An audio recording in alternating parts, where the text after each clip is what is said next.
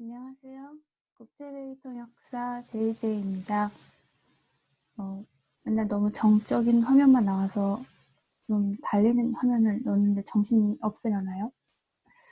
오늘은 특별히 PPT를 만들어서 얘기할 거는 아니고 통번역 준비를 하시는 분들 또는 통번역사라고 제가 이야기를 했을 때 저에게 많이 하시는 질문들입니다.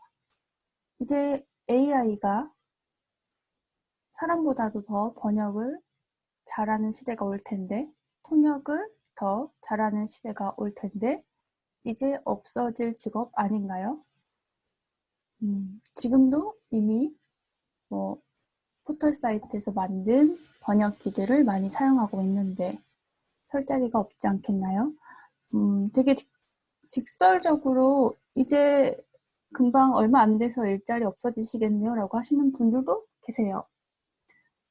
어떻게 생각하세요? 많은 분들이 그런 얘기가 나올 때 하시는 얘기가 있죠. 뭐라 그래야 될까? 사람들의 뉘앙스, 그리고 사실 사람들이 주어, 목적어, 서술어를 지켜가면서 말하지 않잖아요. 지금도 번역기를 업무적으로 많이 사용하셔야 되는 분들은 아실 거예요. 번역기를 사용하는 팁은 문장을 최대한 짧게 그리고 복잡하지 않게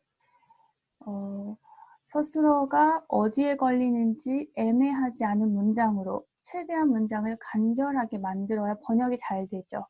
그리고 그나마도 한국어, 영어, 다른 언어에서 영어 베이스가 잘 되어 있는 것 같아요. 아무래도 영어가 세계적으로 많이 쓰이는 언어다 보니까 영어 베이스로는 좀 잘 되어 있는 것 같고, 우스갯소리로 한국어에서 일본어 번역하는 것보다 한국어에서 영어로 번역기를 돌리고 영어에서 일본어로 번역기를 돌리는 게 훨씬 퀄리티가 높다라는 이야기도 SNS에서 본 것 같은데, 지금은 그런 단계죠. 사실은 완벽하지 않죠, 기계들이. 그렇지만 그래서 많은 분들이 어쨌든 그런 사람 특유의 뉘앙스라던가 언어 습관이라던가 이런 건 기계가 절대 번역할 수 없다, 통역할 수 없다, 또는 그런 얘기도 하죠. 국가 정상이 기계 앞에다 대고 말하고 기계 앞에다가 기계가 해주는 얘기를 듣고 있으면 참 보기 좋겠다, 이런 글들도 봤어요. 사실 저는 좀 그거에 대해서는 어떻게 될지 모르죠, 미래니까. 근데 우리가 그렇잖아요. 핸드폰이 없는 시대에 그러니까 전화기를 들고 다닌다는 것도 상상을 못했고, 핸드폰이 나왔던 이후에도 처음에는 이렇게 핸드폰으로 인터넷을 할 수 있다는 것조차 상상을 못했던 세상이었잖아요. AI도 얼마든지, 저는 솔직히 AI도 얼마든지 사람 이상으로 번역을 할 수도 있고 통역을 할 수도 있는 세상이 오지 않을까요? 올 수도 있지 않을까요? 그러니까 온다고도 말할 수 없고요. 올 수 없다고도 말할 수 없는 것 같아요. 안 살아봤으니까. 다만 절대 사람을 뛰어넘을 수 없을 거라고도 장담은 저는 못할 것 같아요. 그리고 국가 정상들이 기계를 앞에 두고 대화를 한다. 그림상 이상하지 않죠. 지금 동시통역은 사람이 통역하는 사람 보이지 않나요? 국가 정상들 또는 장관분들 이런 분들이 이제 귀에다 이어폰 리시버라고 하지만 알기 쉽게 이어폰 같은 거 꽂고 계시고, 이제 저희들은 마이크 통해서 부스 안에서 듣고 말하고 이런 과정이기 때문에 그 부스 안에는 아무도 보고 있지 않기 때문에 그 안에 기계가 들어간다고 해도 이상할까요? 이상하지 않을 것 같거든요. 순체가 아닌 이상. 그죠? 그런데 그러면 통번역 진짜 그럼 없어지나요? 라고, 기계가 다 하나요? 라고 했을 때 100년, 200년 뒤는 모르겠어요. 근데 저는 적어도 제가 살아있는 동안에는 최소한 한 5, 60년 안에는 쉽게 없어지지 않을 것 같다는 생각을 해요. 그 이유가 저는 좀 다른 사람하고 달라요.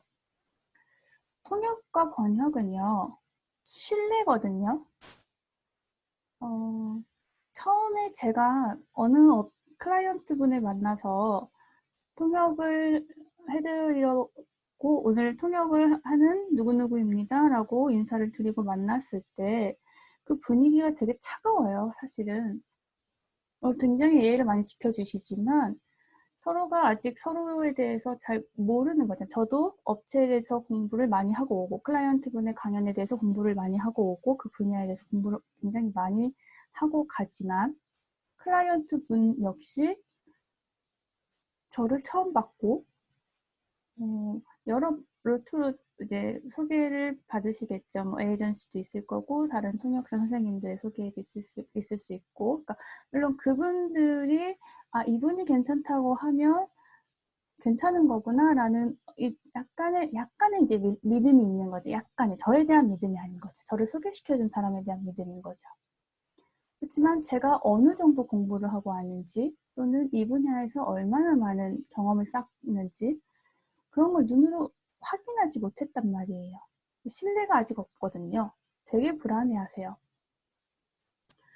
그러면서 통역을 하기 전에 그래서 잠깐 이제 미팅 시간을 조금 갖죠. 이런 얘기도 해보고 저런 이야기도 해보고 물론 지식 관련된 부분도 있지만 사람의 애티튜드라고 하죠.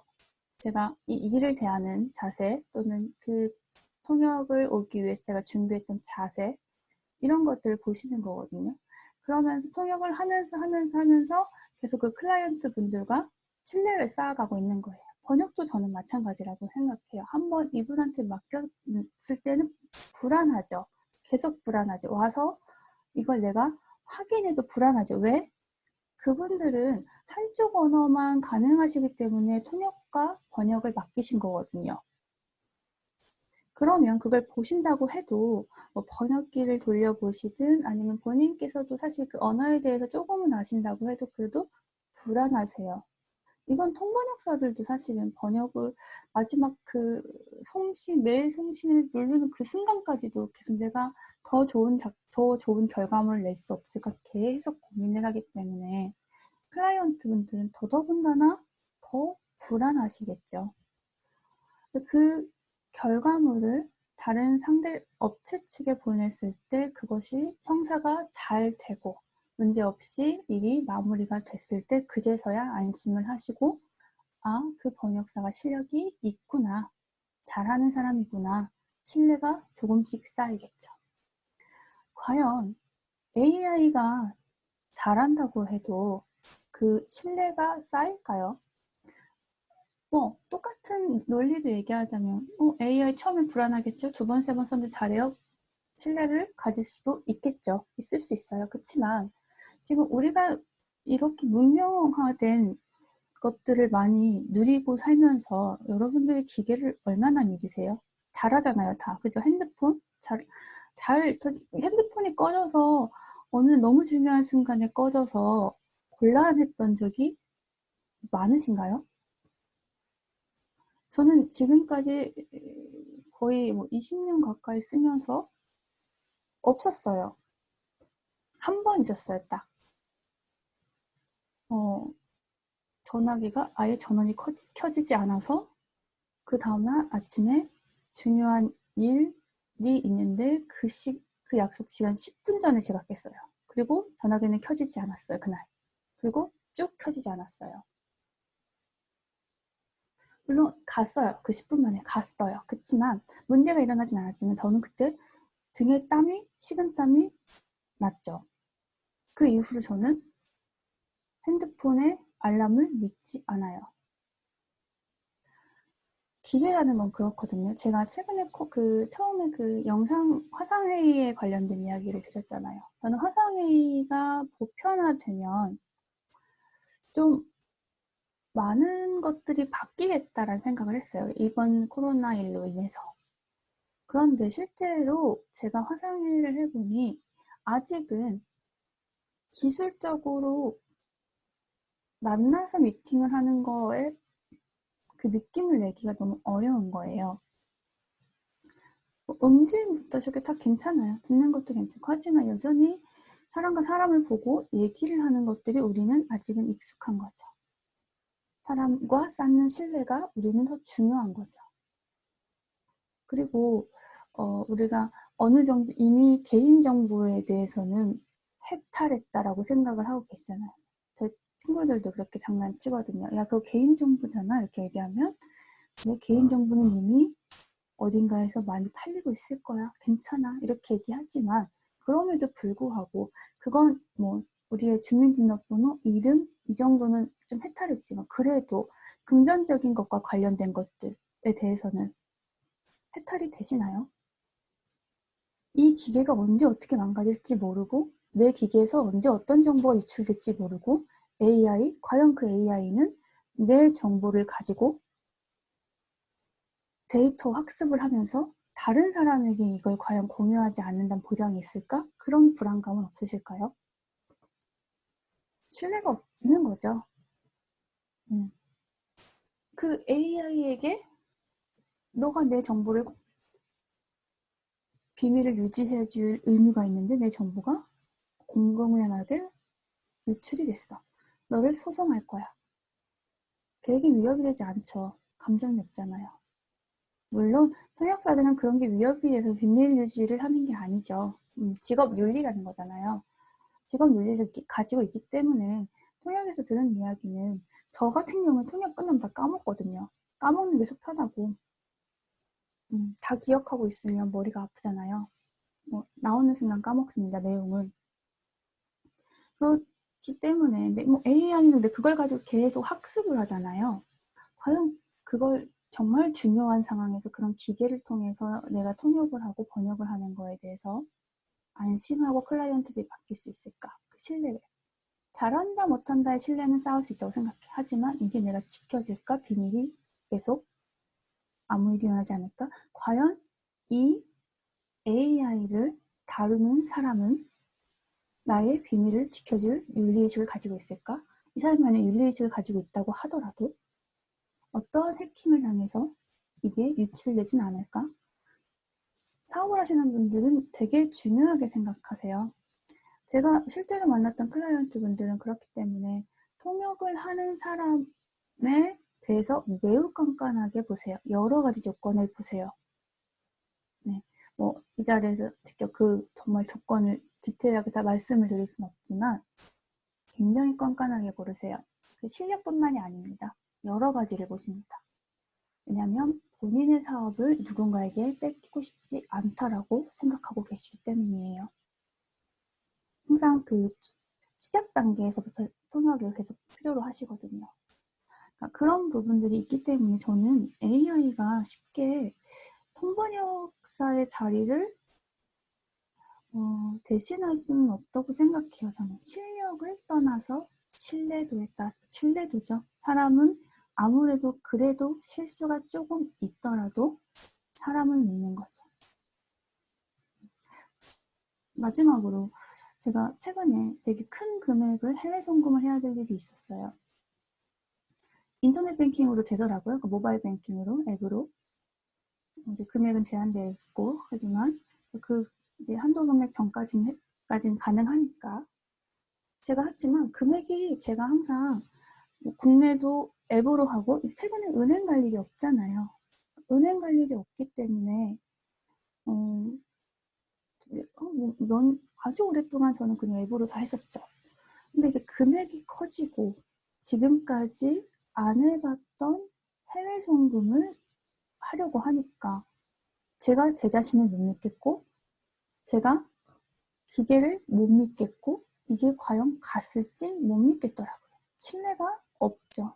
그리고 불안하죠. 근데 수없이 지금까지 저는 송금을 할 때 실수한 적이 없었단 말이에요. 근데 저는 신뢰를 못한 거예요. 저 자신도 신뢰를 못했고 앱도 스마트폰도 그리고 그 시스템, 이 은행의 시스템도 제가 신뢰를 못한 거죠. 잘못될까봐. 그리고 내가 번호 하나 잘못 눌러서 다른 사람에게 그 돈이 갈까봐. 그래서 은행을 갔죠. 사람을 만나는 거죠. 저는 그렇게 생각합니다. AI는 많은 분들이 생각하는 것처럼 사람의 능력치를 뛰어넘지 못할 것이다. 사람의 디테일한 뉘앙스도 통역을 할 수는 없을 거다. 그거에 대해서는 저는 모르겠어요. 그럴 수도 있고 아닐 수도 있다고 생각해요.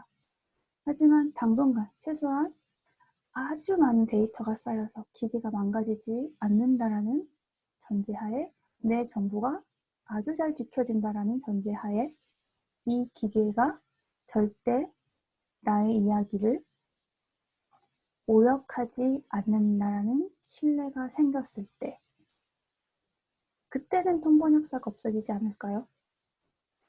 근데 저는 적어도 지금 우리가 2000년대생들은 어떨지 모르겠지만 적어도 90년대생까지는 그 이상부터는